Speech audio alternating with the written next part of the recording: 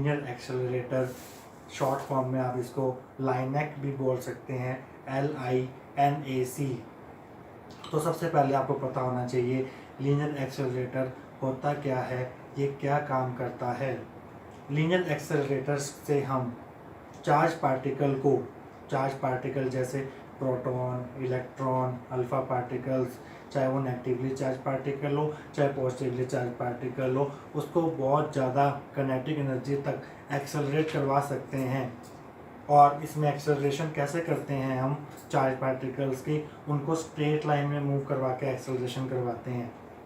Straight line means linear path, इसलिए इसका नाम पड़ा है लीनियर एक्सेलरेटर। तो इसका एम क्या है, it is use to accelerate charge particles like proton, electron, alpha particles to very high kinetic energies by moving them in a straight line path, that is linear path. That's why it is called linear accelerator. अब हम बात करते हैं इसके principal की। इसके principal को समझने के लिए आपको दो फैक्ट्स का पता होना चाहिए। एक, आपको ये पता होना चाहिए कि चार्ज पार्टिकल को एक्सेलरेट किया कैसे जाता है। चार्ज पार्टिकल को हम एक्सेलरेट करते हैं with the help of electric field. जब भी हम किसी चार्ज पार्टिकल को इलेक्ट्रिक फील्ड में से पास करते हैं तो उसकी काइनेटिक एनर्जी बढ़ जाती है और वो एक्सेलरेट हो जाता है। इलेक्ट्रिक फील्ड अप्लाई करना कह दो आप, चाहे ये कह दो कि आपने पोटेंशियल डिफरेंस अप्लाई किया है, एक ही बात है। मतलब पोटेंशियल डिफरेंस अप्लाई करके और you can say electric field apply करके हम चार्ज पार्टिकल को एक्सेलरेट कर सकते हैं। This is one of the fact included in the principle of linear accelerator. और सेकेंड फैक्ट क्या है जिस पर इसका प्रिंसिपल बेस्ड है। स्टूडेंट्स, आपने 12th क्लास में पढ़ा था कि इलेक्ट्रिक फील्ड जो हॉलो कनेक्टर के अंदर इलेक्ट्रिक फील्ड होता है वो जीरो होता है, क्योंकि चार्ज जो हॉलो कनेक्टर के अंदर होता है वो जीरो होता है। तो अकॉर्डिंग टू गॉस लॉ अगर हम लगा दें, अगर चार्ज जीरो है तो ई भी जीरो हो जाएगा, ई वेक्टर इलेक्ट्रिक फील्ड भी जीरो हो जाएगा। चार्ज हमेशा हॉलो कनेक्टर के आउटर साइड में रिसाइड करता है, आउटर साइड में होता है हमेशा, अंदर जीरो होता है चार्ज और इलेक्ट्रिक फील्ड भी जीरो होगा। तो ये दो फैक्ट्स हैं जिनके ऊपर इसका प्रिंसिपल बेस्ड है। सो हम एक बार देख लेते हैं इसका प्रिंसिपल क्या और इसका एम क्या है। सो एम है इसका, it is used to accelerate charge particles to very high kinetic energies by making them to move in a straight line, that is in linear path. Charge particles को हमने straight line में move करवाना है, charge particles को अपने straight line में move करवाना है और वो एक्सेलरेट हो जाएगा। प्रिंसिपल क्या है, a charge particle can be accelerated by making it to pass through in electric field. अगर आप चार्ज पार्टिकल इलेक्ट्रिक फील्ड में से पास करोगे तो वो एक्सेलरेट हो जाता है। और इलेक्ट्रिक फील्ड हॉलो कनेक्टर के अंदर जीरो होता है। ये दो चीज़ें इसके प्रिंसिपल में यूज़ होंगी, इसकी वर्किंग में यूज़ होंगी। अभी हम आगे पढ़ेंगे। अब हम डिस्कस करेंगे इसका कंस्ट्रक्शन। तो स्टूडेंट्स, हमने डिस्कस कर चुके हैं एम और प्रिंसिपल लीनियर एक्सेलरेटर का। अब हम बात करेंगे इसकी कंस्ट्रक्शन की। इसमें क्या क्या लगा होता है, इसके मेन कंपोनेंट्स क्या हैं। ये है इसका डायग्राम लीनियर एक्सेलरेटर का।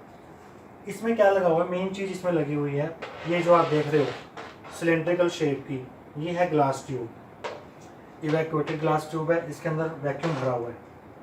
और किसी भी एक्सेलरेटर का सबसे एसेंशियल कंपोनेंट क्या है, आपने एक्सेलरेटर क्यों यूज़ कर रहे हो, चार्ज पार्टिकल को एक्सेलरेट करने के लिए यूज़ कर रहे हो, तो आपको सबसे पहले लगाना पड़ेगा चार्ज पार्टिकल का source, that is ion source. और आयन सोर्स हमने यहाँ लगाया, एस इज आयन सोर्स। और ये क्या है, 1 2 3 4 5 जिनका हमने नंबरिंग लिखी हुई है, ये हैं हॉलो मेटालिक सिलेंड्रिकल ट्यूब्स। इनको हमने इंक्रीजिंग लेंथ में लगाना है। इनकी लेंथ का रेशो किस हिसाब से बढ़ रहा है, किस रेशो में बढ़ रहा है, वो हम जब इसका मैथमेटिकल एनालिसिस पढ़ेंगे तो हम देखेंगे कि इसकी जो लेंथ है वो किस रेशो में हमने बढ़ानी है। बट आपने इंक्रीजिंग लेंथ में लगाने हैं सिलेंडर से। और ये हॉलो सिलेंडर्स हैं, मेटालिक सिलेंडर्स हैं। जो इवन नंबर वाले सिलेंडर्स हैं 2 4 आगे 6 भी होगा, ये चलते जाएंगे सिलेंडर्स। आपकी मर्जी, आप कितना सिलेंडर लगाना चाहते हो, कितनी एनर्जी तक पार्टिकल को एक्सेलरेट करना चाहते हो, उस हिसाब से आपने सिलेंडर्स लगाने हैं। जो इवन नंबर वाले सिलेंडर्स हैं उसको, उन सबको आपने हाई फ्रिक्वेंसी ऑक्सीलेटर के एक एंड से कनेक्ट कर देना है। और जो ऑड नंबर वाले सिलेंडर्स हैं, दैट इज 1 3 5, इन सबको एक साथ दूसरे एंड के साथ कनेक्ट करना है अपने हाई फ्रिक्वेंसी ऑक्सीलेटर के साथ। तो मीन्स जो इवन नंबर वाले सिलेंडर्स हैं उनको आपने अलग से कनेक्ट करना है, और जो ऑड नंबर वाले सिलेंडर्स हैं उनको आपने अलग से कनेक्ट करना है हाई फ्रीक्वेंसी ऑक्सीलेटर के साथ। और हाई फ्रीक्वेंसी ऑक्सीलेटर क्यों लगाया हमने? साइक्लोट्रॉन में भी लगाया था हाई फ्रीक्वेंसी ऑक्सीलेटर, वहाँ भी मैंने एक्सप्लेन किया था कि हाई फ्रीक्वेंसी ऑक्सीलेटर हम कब लगाते हैं। हाई फ्रीक्वेंसी ऑक्सीलेटर हम वहाँ लगाते हैं जहाँ पर हमें इलेक्ट्रिक फील्ड की पोलैरिटी टाइम के साथ चेंज करनी होती है। फर्स्ट हाफ साइकिल में पोलैरिटी कुछ और होगी, नेक्स्ट हाफ साइकिल में पोलैरिटी कुछ और होगी, मतलब T/2 टाइम पीरियड के बाद पोलैरिटी इलेक्ट्रिक फील्ड की चेंज करनी है हमें इस लीनियर एक्सेलरेटर में।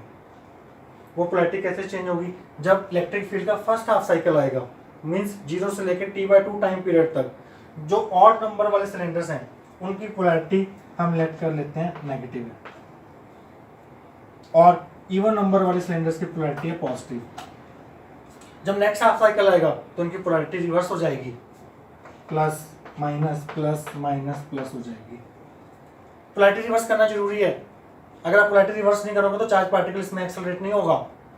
अभी हम इसकी वर्किंग में समझेंगे कि इसकी पोलैरिटी रिवर्स करना क्यों जरूरी है, इसलिए हमने इसको हाई फ्रीक्वेंसी ऑक्सीलेटर के साथ कनेक्ट किया है। ऑड नंबर वाले सिलेंडर्स एक एंड के साथ कनेक्ट किए हैं और इवन नंबर वाले सिलेंडर्स दूसरे एंड के साथ कनेक्ट किए हैं। तो आपने इसकी वर्किंग में क्या लिखना है कि इसमें इवैक्यूएटेड ग्लास ट्यूब होती है, इसमें एक आयन सोर्स होता है S, और इसमें काफ़ी सारी हॉलो मेटालिक सिलिंड्रिकल ट्यूब्स होती हैं ऑफ इंक्रीजिंग लेंथ। जो ऑड नंबर वाली ट्यूब्स हैं उनको अलग से कनेक्ट करते हैं, और जो इवन नंबर वाली ट्यूब्स हैं उनको दूसरे एंड के साथ कनेक्ट करते हैं हाई फ्रीक्वेंसी ऑक्सीलेटर के साथ।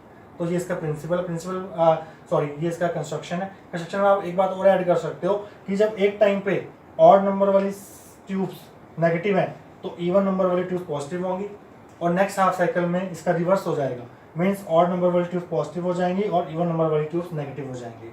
तो ये सब कुछ आपने कंस्ट्रक्शन में लिखना है। अब हम बात करते हैं इसकी वर्किंग की। हमने चार्ज पार्टिकल एक्सेलरेट करना है, और हम चार्ज पार्टिकल ले लेते हैं प्रोटॉन। प्रोटॉन आप सबको पता है प्रोटॉन पे क्या चार्ज होता है, प्रोटॉन पे पॉजिटिव चार्ज होता है। Proton is a positively charge particle. S source से हमने प्रोटॉन्स प्रोड्यूस कर दिए, अब हमने करना है इनको एक्सेलरेट। अब हमने इलेक्ट्रिक फील्ड ऑन कर दिया, इलेक्ट्रिक फील्ड शुरू हो गया, इलेक्ट्रिक फील्ड इंक्रीज होना शुरू हो गया। तो हमने लेट कर लिया कि सिलेंडर 1 की जो पोलैरिटी है वो नेगेटिव है। सिलेंडर 1 हमारा क्या है? नेगेटिव, और सिलेंडर 2 हमारा पॉजिटिव, ऐसे थर्ड नेगेटिव, ऐसे 4 पॉजिटिव, 5th नेगेटिव। तो प्रोटॉन पे पॉजिटिव चार्ज है और सिलेंड्रिकल ट्यूब 1 के ऊपर नेगेटिव चार्ज है, तो प्रोटॉन जैसे ही प्रोड्यूस होगा वो सिलेंडर 1 की तरफ अट्रैक्ट होगा, उसकी स्पीड बढ़ जाएगी। यहाँ पर इस गैप के अंदर स्पीड बढ़ जाएगी, और सपोज वो v1 वेलोसिटी के साथ सिलेंडर 1 में एंटर कर रहा है, और सिलेंडर 1 है हॉलो। जैसे ही वो एंटर करेगा वो कांस्टेंट वेलोसिटी v1 के साथ मूव करेगा, क्योंकि सिलेंडर 1 के अंदर इलेक्ट्रिक फील्ड नहीं है, ये हॉलो सिलेंडर्स हैं। इन किसी भी सिलेंडर के अंदर मैग्नेटिक फील्ड नहीं, मैग्नेटिक फील्ड कहाँ एग्जिस्ट कर रहा है? इन गैप्स में एग्जिस्ट कर रहा है, सिर्फ इन गैप्स में। और एक्सेलरेशन कहाँ होगा चार्ज पार्टिकल का? सिर्फ इन्हीं गैप्स में होगा, सिलेंडर के अंदर एक्सेलरेशन नहीं होगा। तो जैसे ही charge particle proton v1 velocity के साथ सिलेंडर 1 में एंटर करेगा, वो कांस्टेंट वेलोसिटी से मूव करेगा। जैसे ही वो सिलेंडर 1 के इस एंड पे पहुंचेगा,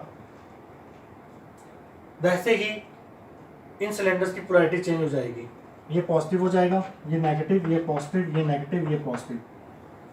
अब ये सिलेंडर 2 नेगेटिव हो चुका है और प्रोटॉन पॉजिटिवली चार्ज पार्टिकल यहाँ पहुंच चुका है, और वो सेकंड सिलेंडर की तरफ अट्रैक्ट होगा। फिर उसकी वेलोसिटी बढ़ेगी इस गैप में। अब v1 से वेलोसिटी v2 हो जाएगी, v2 is greater than v1। अब सिलेंडर 2 के अंदर फिर वो कांस्टेंट वेलोसिटी v2 के साथ मूव करेगा, कोई एक्सेलरेशन नहीं होगा सिलेंडर 2 के अंदर। जैसे ही वो यहाँ पहुंचेगा सिलेंडर 2 पे, सिलेंडर 2 के एंड पे, वैसे ही इनकी पोलैरिटी रिवर्स हो जाएगी सिलेंडर्स की। अब ये नेगेटिव हो जाएगा, सिलेंडर 3 पहले पॉजिटिव था, अब नेगेटिव हो गया। अब दोबारा प्रोटॉन इस नेगेटिवली चार्ज सिलेंडर की तरफ अट्रैक्ट होगा, और इस तरह इनकी एक्सेलरेशन चलती जाएगी। तो जैसे ही जितने नंबर ऑफ टाइम्स, जितनी बार प्रोटॉन इन गैप्स में से पास करेगा, उसकी एक्सेलरेशन होगी। और अल्टीमेटली क्या होगी? जब वो काफ़ी बार इन गैप्स में से पास करेगा तो उसकी काफ़ी ज़्यादा किनेटिक एनर्जी बढ़ चुकी होगी, वो काफ़ी ज़्यादा एक्सेलरेट हो चुका होगा। अल्टीमेटली आपने क्या करना है, जब वो एक्सेलरेट हो चुके होंगे, उनकी किनेटिक एनर्जी बढ़ चुकी होगी, तो आपने टारगेट पर उसको स्ट्राइक करवाना है। ताकि आपके न्यूक्लियर रिएक्शंस प्रोसीड कर सकें जो आपने करवानी है। जिस न्यूक्लियर रिएक्शन के ऊपर आपने रिसर्च करना है वो रिएक्शंस प्रोसीड करेंगे। उसके बाद क्या होगा, तो ये तो थी इसकी वर्किंग। अब हम करते हैं इसका मैथमेटिकल पोर्शन। मैथमेटिकल पोर्शन में हमने क्या करना है कि इसकी वेलोसिटी कितनी होगी जब वो nth ट्यूब में से पास कर जाएगा और उसकी काइनेटिक एनर्जी कितनी होगी, तो हमने ये निकालना है। जब किसी चार्ज पार्टिकल को हम v पोटेंशियल डिफरेंस से पास करते हैं, चार्ज पार्टिकल का चार्ज हमने ले लिया q और हमने उसको v पोटेंशियल डिफरेंस से अप्लाई किया, तो उसमें कितनी एनर्जी आ जाएगी, q इंटू वी। इतनी एनर्जी गेन करेगा वो q इंटू वी। और अगर हम उसको n टाइम्स पास करें, हमने लेट कर लिया जो हमने गैप्स लिए थे सिलेंडर्स के बीच में वो n है, n गैप्स हैं, n सिलेंडर्स यूज कर रहे हैं, तो हर एक गैप में वो एक्सेलरेशन होगा, हर एक गैप में उसको इतनी एनर्जी मिलेगी। एक गैप में से पास करने पर उसमें इतनी एनर्जी आ रही है क्यू वी, तो n गैप्स में से पास करने पर उसको कितनी एनर्जी मिलेगी, n क्यू वी। और ये किसके इक्वल होगी, जितनी वो काइनेटिक एनर्जी गेन कर चुका होगा। और काइनेटिक एनर्जी का फॉर्मूला होता है half m v n square. यहाँ से आप वी एन की वैल्यू निकाल लो, वी एन की वैल्यू क्या आ जाएगी, square root of 2n q v upon m। n is the number of cylinders, q is the charge on the charge particle proton, v is the applied potential difference और m is the mass of proton। अब q constant है, v constant है, m constant, 2 constant, number of cylinders can vary, n is variable। तो आपको क्या result मिला यहाँ से, vn is directly proportional to square root of n और n is a natural number 1 2 3। मतलब जो वेलोसिटी बढ़ेगी प्रोटॉन की वो किस रेशो में बढ़ेगी, जो वेलोसिटी बढ़ेगी अगर हम यहाँ n की वैल्यू 1 पुट कर दें, जो वेलोसिटी बढ़ेगी उसकी किस रेशो में बढ़ेगी, √1 √2 √3 √4। ये बहुत इंपॉर्टेंट रिजल्ट है। मतलब जो वेलोसिटी होगी चार्ज पार्टिकल की लीनियर एक्सेलरेटर के अंदर वो square root of natural number के रेशो के हिसाब से बढ़ेगी। अब हमें निकालनी है nth ट्यूब की लेंथ, और जिसको हम ले लेंगे, हमने ln को ले लिया, let ln be the length of nth tube. Tube किसको बोल रहे हैं, जो हमने बीच में मेटालिक सिलेंडर्स लगाए थे होलो, उनको हम ट्यूब्स भी बोल देते हैं, होलो ट्यूब्स। तो ln मीन्स लेंथ, और लेंथ का फॉर्मूला क्या होता है, स्पीड मल्टीप्लाई टाइम। टाइम कितना लेना है हमने, t/2। t/2 कर लिया क्योंकि इलेक्ट्रिक फील्ड की पोलैरिटी हाफ साइकिल के बाद रिवर्स हो रही थी। तो यहाँ पर हम वी एन की वैल्यू पुट कर देते हैं। वी एन की वैल्यू क्या आई थी हमारे पास, वी एन की वैल्यू एक बार दोबारा देख लेते हैं क्या आई थी, हाफ वी एन स्क्वायर हमारे पास था इक्वल टू था एन क्यू वी। तो वी एन हमारे पास आया था n q v into 2 upon n. ये वैल्यू हम यहाँ पुट कर देते हैं वी एन की, n 2 q v n by m into t/2। और इसको हम कैसे लिख सकते हैं, ये √2 को अगर हम सॉल्व करें तो ये आ जाएगा आपका q v n upon 2m into t. तो ये होगी लेंथ ऑफ nth ट्यूब की। यहाँ सब चीज कांस्टेंट है सिर्फ n को छोड़ के, तो हम इसको हम क्या लिख सकते हैं, तो जो ln होगा मीन जो nth ट्यूब की जो लेंथ होगी वो भी square root of natural number के प्रोपोर्शनल होगी। मतलब आपने जो ट्यूब की लेंथ है वो किस रेशो में बढ़ानी है, √1 √2 √3 √4 के रेशो के हिसाब से बढ़ानी है। तो n की वैल्यू 1 पुट कर दी, 2 3 4 n पुट कर दी, तो फर्स्ट ट्यूब की लेंथ इतनी होगी इस रेशो में होगी, सेकंड ट्यूब की लेंथ इस रेशो में होगी, थर्ड की इतने में होगी, और ऐसे चलता रहेगा। तो ये आपने मैथमेटिकल ट्रीटमेंट था जिसमें हमने वेलोसिटी निकाली, nth ट्यूब क्रॉस करने के बाद उसकी वेलोसिटी कितनी होगी और उसकी लेंथ निकाली, nth ट्यूब की लेंथ कितनी होगी। अब हम बात करते हैं लास्ट पार्ट की इसके लीनियर एक्सेलरेटर के, वो है इसकी लिमिटेशन। लिमिटेशन क्या है इसकी, अभी आपने डायग्राम बनाया था इसका, आपने देखा था कि अगर आपको एक्सप्लोरेट करना चार्ज पार्टिकल को तो आपको काफ़ी सारी ट्यूब्स लगानी पड़ रही थी और ट्यूब्स की लेंथ बढ़ती जा रही थी, ट्यूब्स की लेंथ बढ़ती जा रही थी। तो उससे क्या होगा, जो आपका लीनियर एक्सीलरेटर का साइज था वो बढ़ता जा रहा था, एज अ होल एपरेटस की लेंथ बढ़ती जा रही थी। और इतने बड़े लेंथ वाले एपरेटस को हैंडल करना आसान नहीं है, वो बल्कि हो जाएगा, उसकी लेंथ काफ़ी इंक्रीज हो जाएगी। तो ये इसकी लिमिटेशन है, इसमें लेंथ की प्रॉब्लम आती है, इसमें साइज़ की प्रॉब्लम आती है, और दैट्स वाई इसकी लिमिटेशन में ये चीज़ काउंट होती है। तो this was your linear accelerator. I hope you understand. Thank you very much.